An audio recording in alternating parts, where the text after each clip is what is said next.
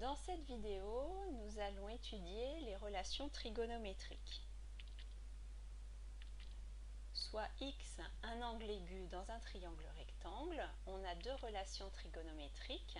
La première, sinus de x au carré plus cosinus de x au carré est égal à 1. Et la seconde relation, tangente de x est égale au sinus de x divisé par le cosinus de x. Je vais démontrer la première relation. Dans un triangle rectangle, par exemple nommé ABC, rectangle en A, et je vais considérer un des deux angles aigus de ce triangle rectangle, par exemple l'angle ABC. Voici la figure. J'ai bien un triangle rectangle en A. Mon sommet B de l'angle est bien marqué en B.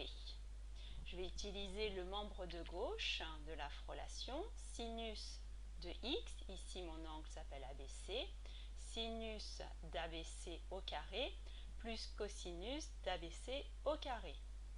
Je vais utiliser la définition du sinus, à savoir que c'est égal à la longueur du côté opposé de l'angle divisé par l'hypoténuse.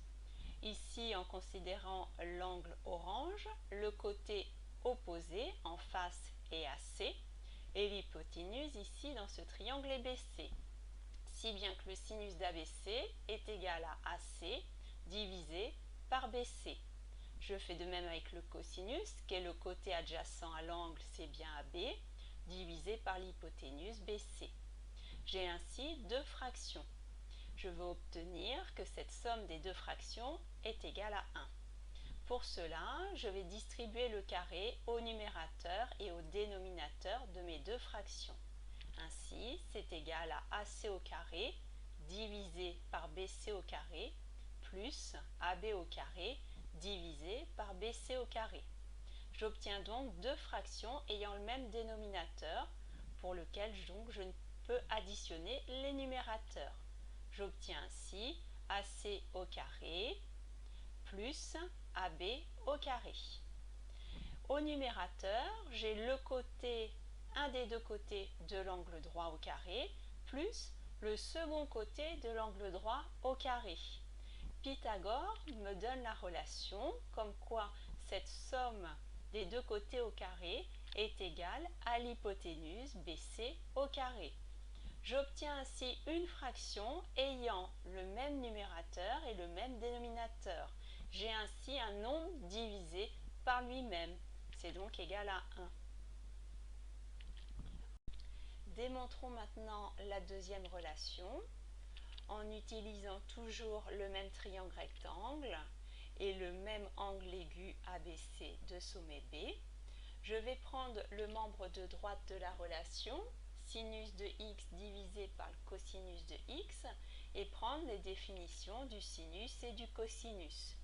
Le sinus, c'est bien le côté opposé de l'angle divisé par l'hypoténuse, et le cosinus, le côté adjacent de l'angle divisé par l'hypoténuse. J'obtiens ainsi deux fractions liées ensemble par une division. Diviser deux fractions, c'est multiplier par l'inverse de la deuxième fraction ici.